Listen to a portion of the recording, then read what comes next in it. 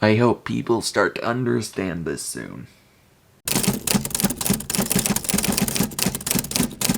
Hello friends, my name is Ian and welcome back to the channel. Today we are going to be talking about disabilities and how you should write them or not write them. About a month ago I talked about disabilities in my writing talk series, so I thought now would be a good time to make a dedicated video on how to respectfully write disabled characters. A lot of authors have trouble with this and stick to stereotypes, which isn't really the best thing to do. And as a disabled person myself, you can see the wheelchair behind me. Hopefully I can help some of you if you struggle with this. With that being said, let's get started. The first way to be able to write disabled characters respectfully is to research. Research and more research. You need to research the disability you are writing thoroughly. Don't skimp out on it and find yourself in a situation where you might represent that disability in the wrong way. And even if your intentions were good, not doing the proper research is a surefire way to get people to not like your writing of a disabled character. Research is very important for a lot of things to get correct. It is especially important for characters you are writing that you do not know about. Be that disabilities, be that someone on the LGBTQ community, be that someone of a different race. All of it is something you have to research. And for disabilities and other things like it, it is very, very important to write this stuff authentically and not miss out on anything important. The next thing you can do is to talk to people with that disability. You could find a forum or something and poll the people there with that disability. You could talk to people themselves one-on-one and figure out how they might live life with that disability. The people with the disability are the people that have the experience. You don't have the experience, so it's very important for you to talk to people as part of your research, but just know it's a lot better to ask than it is to make assumptions about someone or what their disability is actually like. For example, if you were to ask someone like me, how do you live with muscular dystrophy? I would tell you that it's not easy. I have to have help from everyone. I can't do much on my own like other people can. I can't walk. I cannot reach the microwave. I can't do dishes. I can't do chores. I cannot go everywhere you can. So it's just a hard thing to live with, but I make it work. That kind of answer is something you would get from other people you ask with either my same disability or another disability entirely. Although, of course, the answers will vary because everyone is different. Now we're going to move away from more of a research-based approach, and we're going to be talking about just making a character more than their disability.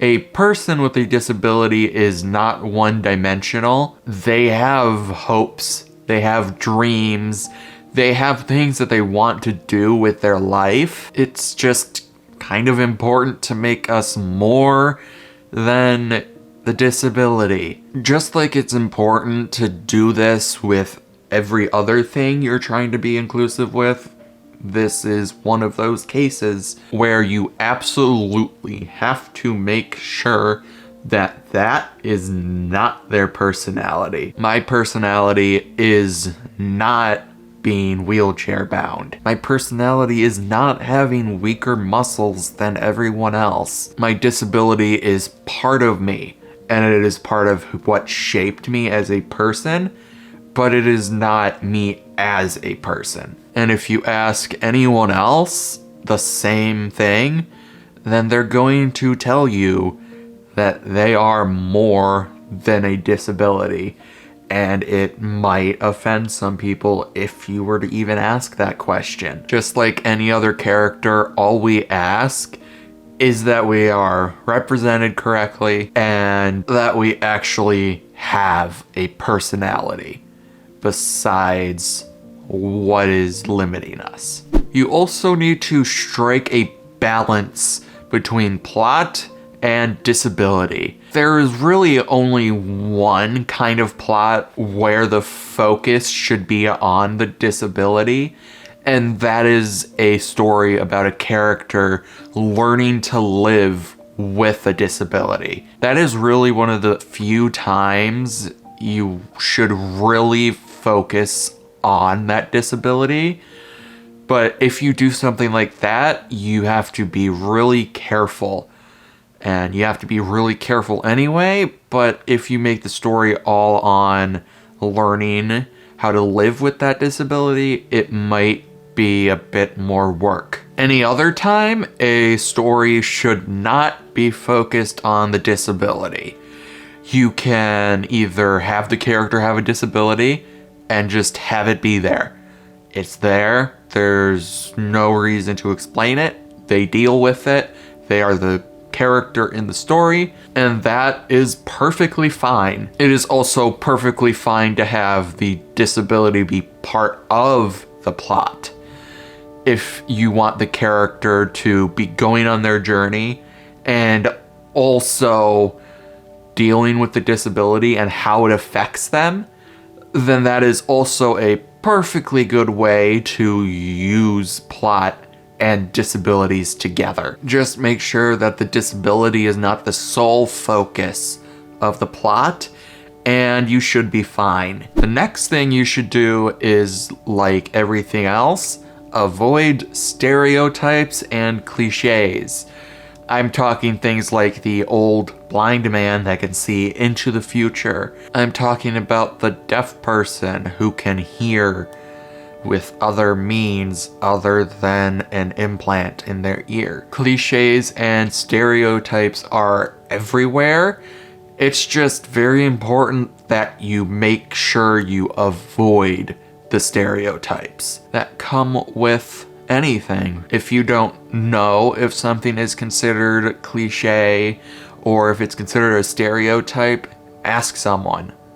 They can help you. We tend to be very helpful when someone's trying to be inclusive to people with the same disability as us and people with other disabilities because we want it to be accurate. Some stereotypes are more harmful than others, but overall, you really just need to be careful, and you just have to make sure you're not really using any stereotypes or cliches that other people have used in the past. A very important one to be wary of is the stigma that disabilities are faked, that half the people with disabilities are faking it.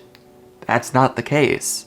So if your story goes into the fact that disabled people aren't disabled or something along those lines, that's not good, and you should absolutely not be writing anything like that. Don't assume that a disability is tragic. A lot of people go up to people with disabilities and are like, I'm so sorry for you, or I don't know how I'd live with this if I were you, I'd rather be dead.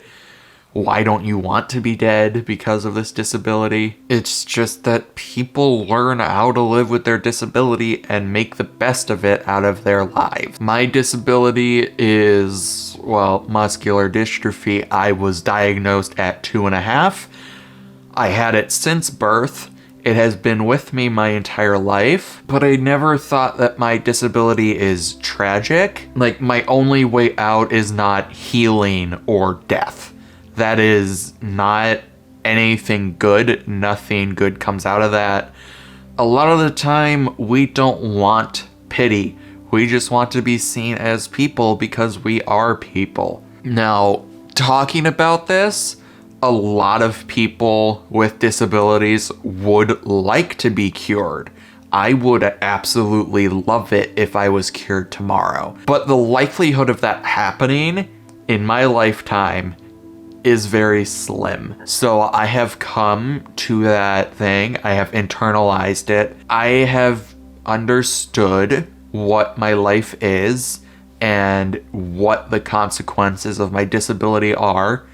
Yet I live my life to the fullest. I go out places. I go for walks. I sit outside. I do all these things, and I live the life to my fullest. If I didn't want to live my life to the fullest, then I wouldn't, but I do. And I try. Some people are going to be hurt if you ask them if they want to be cured and take it personally because they've adapted and don't want to live without their disability. Other people like me, I'm not gonna care if you ask me if I'd be cured.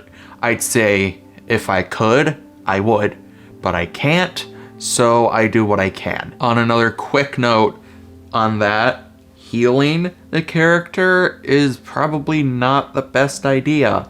Because even if someone is cured, it's going to be a long time to get through it into living your life how everyone else does. In my case, I have contractures in my legs and arms. If I was cured tomorrow, I would need many months and years of physical therapy to build my muscles back, to stretch my legs again, to stretch my arms. It would take a very long time to get all of this fixed. It takes months and years to get through a disability, if it's even curable. It doesn't just happen like that.